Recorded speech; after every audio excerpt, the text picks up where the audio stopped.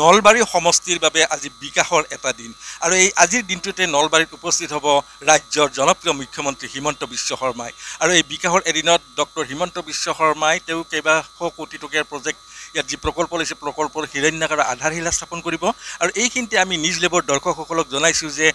ৰাজ্যৰ মুখ্যমন্ত্ৰী ডক্টৰ হিমন্ত বিশ্ব শৰ্মা ইয়াত 576 কোটি টকাৰ বিভিন্ন অভিলেখী আঁচনিৰ প্ৰকল্পৰ শিলান্যাস আৰু আধাৰশিলা স্থাপন কৰিব আৰু এইখিনিতে এক নলবাৰীবাসীৰ বাবে সুখবৰ যে এইখন এখন নতুনকৈ নৱনিৰ্মিত উৰণ সেতু এই উৰণ সেতু বৰকুৰাৰ পৰা নলবাৰীৰ ৰাষ্ট্ৰীয় ঘাইপথলৈ সংযোগী হৈ উৰণ সেতুখনৰ নাম ৰখা হৈছে কুমাৰ ভাস্কৰ বৰ্মা উৰণ সেতু আৰু এই উৰণ সেতুৰ নিৰ্মাণত ব্যয় হৈছে টোটেল মুঠ 69 কোটি টকা এই আমি দেখুৱাইছোঁ এক বহুদিনীয়া সমস্যাৰ সমাধান হৈছে আৰু ইয়াৰ লগতে ৰাজ্যৰ মুখ্যমন্ত্ৰীগৰাকীয়ে আজি চৰকাৰী গৰ্ডন উচ্চতৰ মাধ্যমিক বিদ্যালয় খেলপথাৰত কেইবাশ কোটি টকীয়া যি শিলান্যাস প্ৰকল্প আছে অত্যাধুনিক প্ৰকল্প তেওঁ শিলান্যাস আৰু আধাৰশিলা স্থাপন কৰিব আমাৰ ইয়াত স্থানীয় কেইবাগৰাকী ৰাইজ আৰু বিশিষ্ট ব্যক্তিসকল আছে আমি আপোনাৰ পৰা জানিব বিচাৰিছোঁ যে আজি এটা বিশেষ দিন নলবাৰীৰ বিকাশৰ বাবে এদিন ৰাজ্যৰ মুখ্যমন্ত্ৰী আহি ইয়াত কেইবাটাও প্ৰকল্পৰ শিলান্যাস কৰিব বৰকুৰাৰ উৰণ সেতু কুমাৰ ভাস্কৰ বৰুৱাৰ উৰণ সেতু নাম দিয়া হৈছে গতিকে আপোনাৰ পৰা আমি জানিব বিচাৰিছোঁ মই প্ৰথমতে মাননীয় দক্ষতা মুখ্যমন্ত্ৰীয়ে আমাৰ অল অসমৰ তেখেতক ফাৰ্ষ্ট ধন্যবাদ দিছোঁ মই কাৰণ আমাৰ এনেকুৱা এটা আপুৰুগীয়া মানে সম্পত্তি হ'ল আৰু এনেকুৱা আমাৰ প্ৰব্লেম এটা হৈছিলে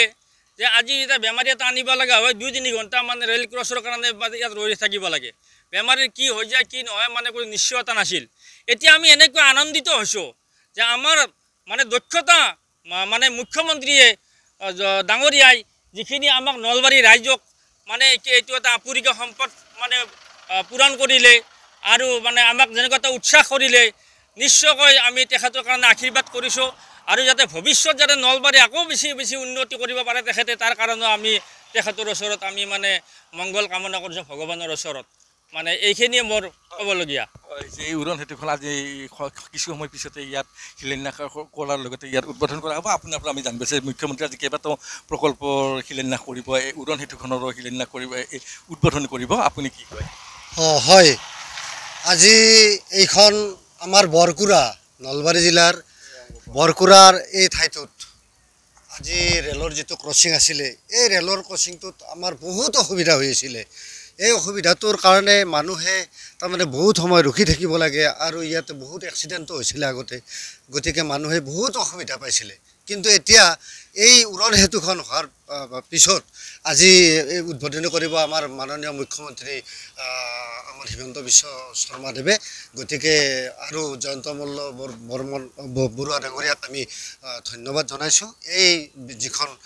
আমাৰ ব্ৰিজ এই ব্ৰিজখন উৰণ সেতুখন আমাৰ ইমান ধুনীয়াকৈ বনাইছে আৰু চাবলগীয়া হৈছে বহুত ভাল লাগিছে বহুত ভাল লাগিছে সকলো সৰ্বস্তৰৰ ৰাইজে ইয়াত অভিনন্দন জনাইছে মুখ্যমন্ত্ৰীগৰাকীক ৰাজ্যৰ মুখ্যমন্ত্ৰীগৰাকীক উৰণ সেতুখনৰ কাৰণে বহুত তেওঁলোকৰ দীৰ্ঘস্থায়ী তেওঁলোকৰ সমস্যা সমাধান হৈছে আপোনাৰ আমাৰ ডেকা এগৰাকী যুৱক আছে আমি আপোনাৰ পৰা জানিব বিচাৰিছোঁ হয় হয় খুবেই ভাল অনুভৱ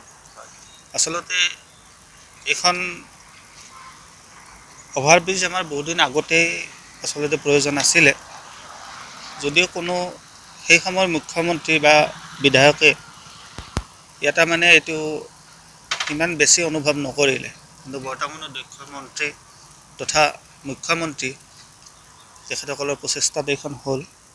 আৰু ৰাইজ খুবেই আনন্দিত